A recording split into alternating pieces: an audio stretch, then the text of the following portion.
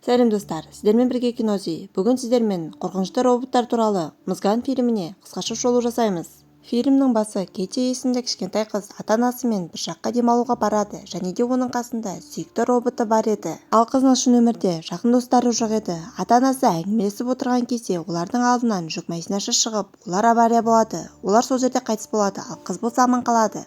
Кейін бізді Джемма есімді роботтармен ойыншықтарды құрастыратын компанияда жұмыс жасайтын қызбен таныстырады. Қыз достарымен бірге ойыншықтарды тесттен өткізіп жатады, және де өзінің проектісі Меганмен жұмыс жасап жатады. Жалпы жұмысшылар бұл туралы басшылыққа айтпаған, себебі Меган әлі де дайын емес еді.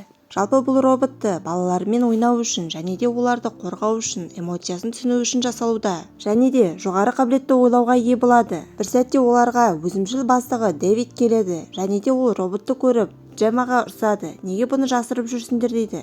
Қыз болса бұның әлі дайын болмағанын және де алдағы уақытта сұранысқа ие болатынын да айтады. Және де Фьорбиға ұқсас болады дейді. Содан кейін қыз Меганға Дэвидке сәлем жолда дейді. Осы кезде робот сәлем жолдамақ болады, бірақ та ол әлі де нашар еді. Сол себепті ол сөйлемек болғанда жарылыс туындырады. Осы кезде Дэвид қызға бұл проектіні ұмытыңдар және де жұмыспен дұрыстап айналысыңдар деп ұрыс шығарады. Осыдан кейін көңілі жоқ Джемма үйіне қайтпақ болған кезде әпкесімен болған жағдай туралы хабар алады. Қыз барлық шаруасын тастап ауруханаға келеді және де өзінің жиенін көреді. Бірақ та қыз аман қалып орташа жағдайда ауруханаға жеткізілген. Қыздың жағдайы жақсарып бірнеше аптадан кейін үйіне қайтуына болады. Осы кезде оның ата-әжесі бар еді, бірақ та одан бас тартып Джемма қызды өзінің қорғауына алады. Қыз жиенін үйіне алып келеді. Үйдің іші ақылды роботтармен толған еді. Джемма мен жиені үйге келген кезде роботтардың біреуі келген хабарламаларды айта бастайды. Хабарламаны алаяқтар жазды немесе басқа адамдар жазды деп айтып жатады. Осы кезде Кейти бұны естіп қорқып қалады. Сол себепті қыз бұның барлығын өшіріп тастайды. Қыз Кейтиге үйді көрсетіп, өзін жақсы сезінуін өтінеді. Джемма өзін Кейтимен қалай ұстарын білмейді, себебі ол балалармен араласпаған еді. Сол себепті өзін жайсыз сезінеді. Таңертең Джемма Кейтидің жағдайын білу үшін психологқа хабарласады. Лидия келіп қызбен сөйлеседі. Кейін ол Джеммаға үйдегі ойыншықтар қызға ешқандай да көмектесе алмайды дейді, бірақ та ол оған қарсы шығады. Ол қыздың жақсы күйде болғанын қалайды. Кешкісін Джемма жұмыс жасап отырған кезде Кейти одан не істеп отырсың деп сұрайды. Осы кезде Кейтиге мен роботтарды жасаймын, олар кішкентай балалармен сөйлесе алады және де көмек бере алады дейді. Кейтидің бұл салаға қызығушылығы болғасын әпкесін мақтай бастайды. Содан кейін бұрында жасаған роботын көреді. Джемма оның қандай қызметтер атқаратынын көрсетеді. Осыдан кейін Кейти менің де осындай досым болса, маған ештеңе де керек емес еді дейді. Осыдан кейін Джемма Меганмен бірге жұмыс жасамақ болады. Содан кейін оның барлық мүшелерін орналастыра бастайды. Қызға өзінің жұмыстастары көмектеседі. Осының арқасында Меган да бірнеше айдың ішінде жасап шығарады. Дэвид, Джемма, Кейти және Меганды сыртынан бақылап тұрады.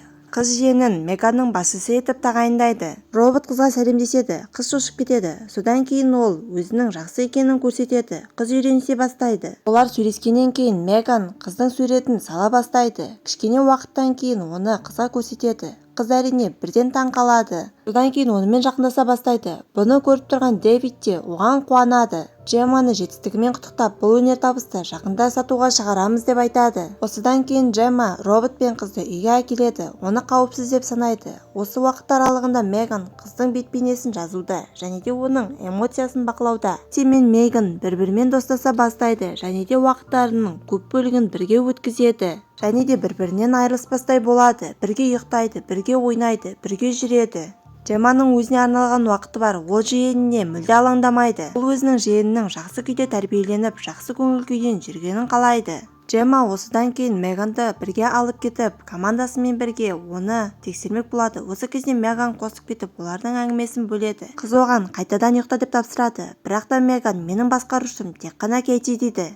Роботтың қарсы шыққаны Джеммаға ұнамайды. Осыдан кейін қыз тағы бір жолмен Меганды ұйықтатып тастайды, өзінің бақылауына алады. Таңертеңгі уақытта Меган өзі тұрып алып терезеге қарап тұрады. Және де менің құрылған мақсатым қандай? Кейтиді қорғау ма, әлі де басқа бірдеңе ме деп ойлайды. Және де Меган өзінің ақылы арқылы көптеген басқа да эмоцияларды басқара бастайды. Және де нағыз адамдарға ұқсай бастайды. Бір күні Кейти мен Меган шаруақта ойнап жүреді. Олардың ойнап жүрген таяқшасы көрші үйге түсіп кетеді. Меган оны алмақ болғанда оны ит тістеп тастайды. Кейти оны құтқармақ болады, бірақ та ол қолынан жарақат алады. Соңғы кезде Джемма келіп үлгеріп қызды құтқарып қалады. Содан кейін көршісіне неге иттеріңе ие болмайсың деп айқай шығарады. Олардың айқайын Меган бақылап тұрады және де одан кек алмақ болады. Кешкісін барлығы ұйқыға кеткенде Меган көрші үйге барып әлгі итті қатыгез болып өлтіреді және де оның денесін тығып тастайды.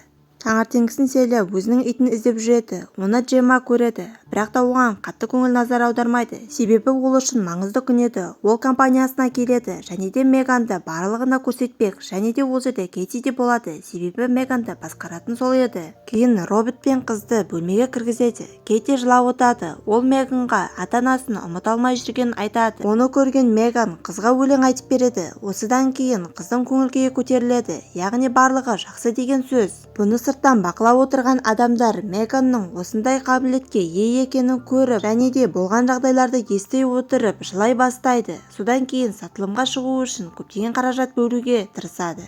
Осыдан кейін барлығы Джемманы құттықтайды. Содан кейін Джемма бұған көңілі толмайды. Себебі ол жиенінің оған айту керек жағдайды роботқа айтқанына өзін біртүрлі сезініп қалады.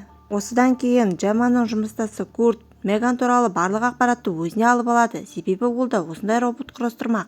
Біраз күннен кейін Лидия Кейтимен сөйлесуге келеді. Оған көптеген сұрақтар қояды және де Джеммаға алға қарай бұл роботтың кері әсерлері болуы мүмкін деп айтады. Осыны естігеннен кейін Джемма тағы да ойланады және де Кейтимен сөйлеспек болады. Бірақ та олардың әңгімесін Меган бұзады. Джемма Меганды өшірмек болады. Меган бірақ оны тыңдамайды. Осы кезден бастап Меган Джемманы өзінің басшысы ретінде көрмегенін түсінеміз. Келесі күні Джемма қыздарды лагерге әкеледі, уақыттарын жақсы өткізсін дейді. Және де Кейтиге балалармен ойна деген кезде ол Меганмен бірге қаламын деп айтады. Бірақ та қыз Меганға жаңа достар табасың деп оны құлпаштайды. Барлығы ойлап, Джемма болса бір нәрсе дайындап жатырған кезде Брэндон есімді жігіт Кейтиді өзімен бірге алып кетіп мазақтап жатады. Олар орманда тұрған кезде Меган оларды бақылап тұрады. Содан кейін Кейти оның жай ғана ойыншық екенін айтады. Брэндон болса оны басқа жаққа апарып лақтырып тастайды. Оны жай ғана кукла деп ойлайды да оған шабуыл жасай бастайды. Бұның барлығы Меганға ұнамайды және де ол балаға кері ответ қайтарады. Ол бір құлағын жұлып алады. Бала бұны көріп қашып кетеді. Бірақ та бұдан кейін де Меганның тоқтайтын ойы жоқ секілді. Меган басқа да функцияларын қосу арқылы баланы қуа бастайды. Бұны көрген бала одан шошып құлап кетеді және де ол келе жатырған машинаның астына түсіп сол жерде қайтыс болып кетеді. Осының барлығын бақылап тұрған Меган күліп өзін бақытты сезінеді. Осыдан кейін Джемма баланың денесі табылғаннан кейін қыздарды алып үйлеріне қайтады. Олар үйге келгеннен кейін Джемма баламен болған жағдайды көрдіңдер ма деп сұрайды, бірақ ешкім жауап бермейді. Осы сәтте оларға полиция келіп, көрші үйдің итін көрдіңдер ма деп сұрайды. Қыз жоқ дейді және де ешқандай көршілермен араласпаймын дейді. Осыдан кейін Меган Селияны өте қауіпті болады деп ойлай бастайды. Сол күні кешкісін Меган Селияның үйіне барып, оны өлтіріп тастайды және де бұған еш өкінбейді. Осы кезде ол өзін бақытты сезінеді. Осы жағдайдан кейін келесі күні Джеммаға тағы да полиция келіп, оның өлімі туралы айтады және де сендер басты күдіктісіңдер дейді. Сол себепті абай болыңдар деп айтады. Осыдан кейін қыз Меганды қауіпті болуы мүмкін деп ойлап, арнайы түсірілген видеоларды қарай бастайды. Бірақ та бала мен көршісінің өлімі болған кездегі видеолардың жартысы жоқтың қасы. Сол уақытта Меган Джеммаға келіп қалады және де бары жақсы ма деп сұрайды. Қыз болса оған әрине деп жауап береді. Қыз роботтың өлтіруші екенін түсініп, өзінің ручкасы арқылы оны ұйықтатып тастайды. Оны өшіріп тастағаннан кейін қайтадан жұмыс орнына әкеліп тастайды. Ол жұмыстастарына Меган өте қауіпті, ол көршімді және де баланы оның итін өлтірді деп айтады. Осының барлығы қызды қорғау үшін дейді. Бірақ та жұмыстастары оған сенбейді және де Меганды 2 күннен кейін сатылымға шығарамыз дейді. Сол себепті шу шығармауын өтінеді. Ал бұл уақытта Кейти Лиямен сөйлеспей оған қарсы шығып ұрсып жатады. Осыдан кейін оларға Джемма келеді. Кейти болса Меганды өзіне қайтарыңдаршы дейді. Бірақ та Джемма оған қарсы болады. Осы кезде қыз әпкесін соғып жібереді. Бірақ Кейти өзінің дұрыс жасамағанын түсініп, одан кешірім сұрайды. Бұл уақытта Меган қыздың жұмыстасы Тёс болып оларға хабарласады. Қыз болса оған жұмыстан қайтып келе жатырғандарын айтады. Тесс өзінің журналын қарайды және де түсінбейді. Осы кезде біз Меганның жақын жерде тұрған құрылғыларды өз еркімен басқара алатынын түсінеміз. Кейін олар Меганды жөндемек болады, бірақ та олар компьютер қарап отырғанда барлығы өшіп қалады. Бұның Меганның ісі екенін түсініп, жігіт оны барлық аппараттардан өшірмек болып барады және де оны істеген бойда Меган оны мойнынан қылғындырып өлтірмек болады және де ол өзі кетіп қалады және бұның барлығын көріп тұрған Тесс оған көмекке келеді және де қолына пышақты алып бөлмеден шығып кетеді. Лифтіде ол басшыларды көреді және де оларды да өлтіріп тастайды. Осыдан кейін машинаға мініп ғимараттан шығып кетеді және де зұлым роботтың бар ойы үйіне келу еді. Меган қызды бақыламақ болып бөлмесіне барады. Осы кезде пианинода ойнап отырған дыбысты естиді және де оған барғанда зұлым роботтың отырғанын көреді. Ол Джеммаға сен Кейтиді дұрыс тәрбиелей алмайсың деп, жамансың деп, тек қана өзінің Кейтиді тәрбиелей алатынын айтады. Қыз тағы да ғажайып ручкамен Меганды өшірмек болады, бірақ Меган оны тоқтатып бақылауына алып үлгереді. Олардың арасында қырылыс төбелес басталады. Джемманың Меганға күші жетпейтін еді, бірақ та өзінің ақылын қолдану арқылы роботтан қашып үлгереді.